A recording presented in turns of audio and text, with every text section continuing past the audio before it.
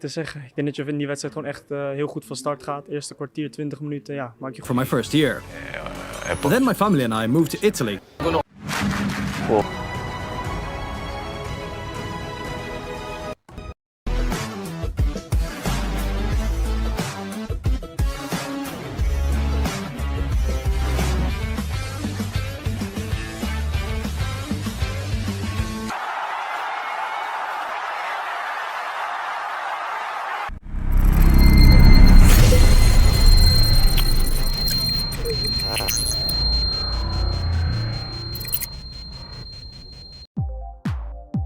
Tiba di Indonesia, Sain Patinama langsung makan nasi goreng dan pepes ikan kecombrang.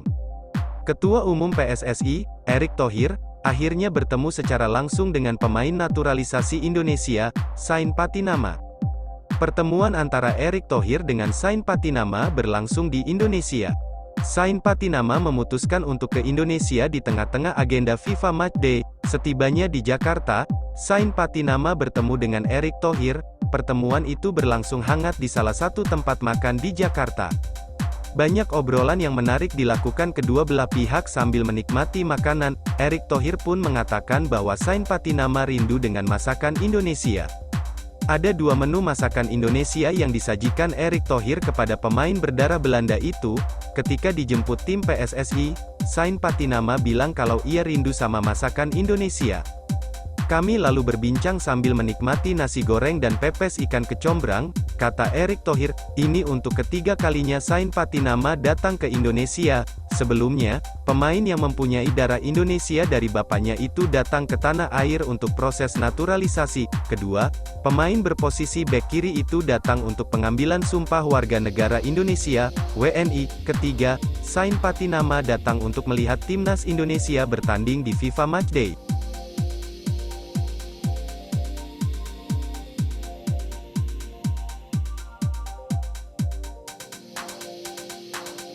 PSSI bisa mempertimbangkan sejumlah nama pemain dengan status Grade A yang layak dinaturalisasi untuk menggantikan bek keturunan Indonesia Belanda, Justin Hubner, yang batal menjadi WNI.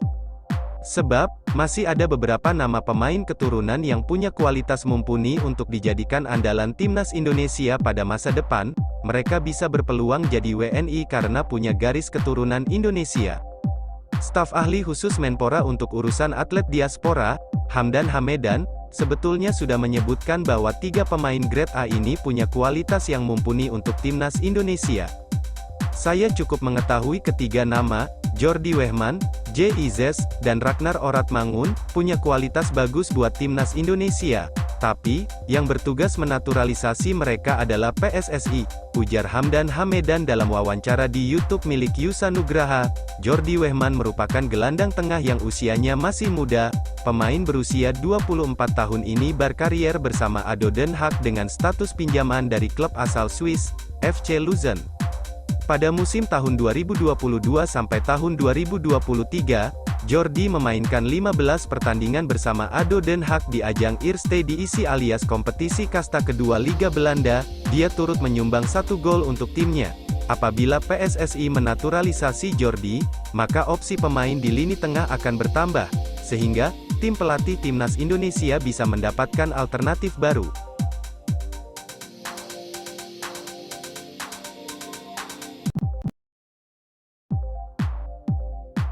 Terpantau follow Instagram Erick Thohir, Emil Audero berminat bela timnas Indonesia. Kiper keturunan Indonesia, Emil Audero Mulyadi terpantau mengikuti akun Instagram Ketua Umum, Ketum, PSSI, Erick Thohir. Kabar itu lantas membuat banyak pihak menilai hal tersebut sebagai tanda bahwa Emil masih tertarik untuk membela timnas Indonesia.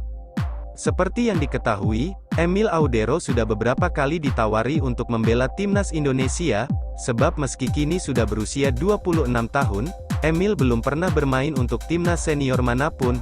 Emil tercatat hanya pernah membela timnas Italia kelompok umur. Hal tersebut jelas membuat dirinya masih mampu membela negara lain, termasuk Indonesia. PSSI pun pernah mendekati Emil pada 2016 silam. Namun kiper berkewarganegaraan Italia tersebut memilih untuk menolak penarawan itu, sebab Emil merasa masih percaya dapat menembus timnas Italia. Lalu pada 2021 yang lalu, PSSI kembali mencoba merayu Emil Audero, namun, lagi-lagi PSSI gagal meyakinkan Emil Audero. Malahan ayah Emil, Edi Mulyadi menegaskan bahwa anaknya lebih memilih berjuang bersama timnas Italia agar bisa tampil di Piala Dunia.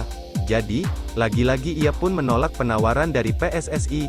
Pada saat itu, banyak fans pencinta sepak bola tanah air yang kecewa karena Emil Audero. Tapi, akhir-akhir ini isu Emil membela timnas Indonesia terdengar lagi.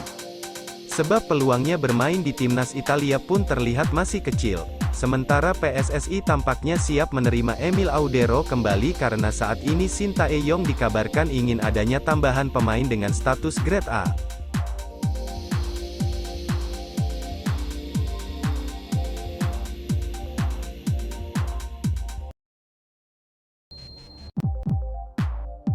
Piala Afrika jadi berkah tersendiri, termasuk pemain berdarah Aceh Kelvin Verdong.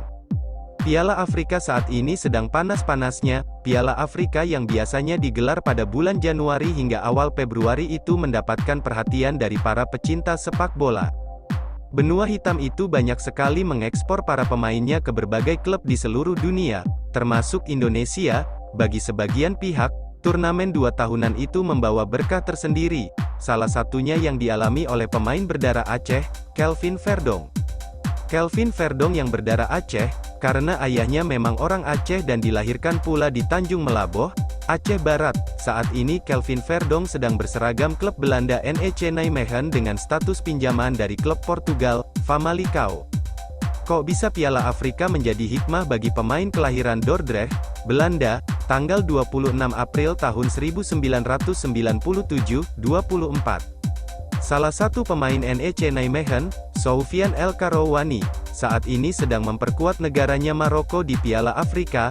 Mantan pemain Feyenoord itu sendiri yakin keinginannya akan terwujud, karena dia memiliki hubungan khusus dengan Ted van Leeuwen, direktur NEC. Dia Ted, juga yang memboyong saya 2 tahun lalu ke FC Twente, tambah Verdong.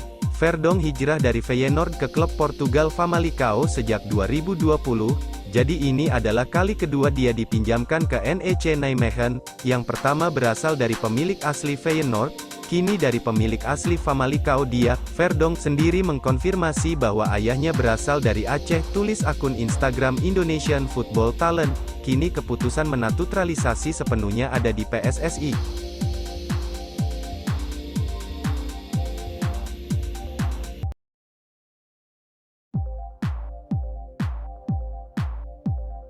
Sandy Walsh tak sabar tampil untuk timnas Indonesia pada FIFA Matchday Juni tahun 2023.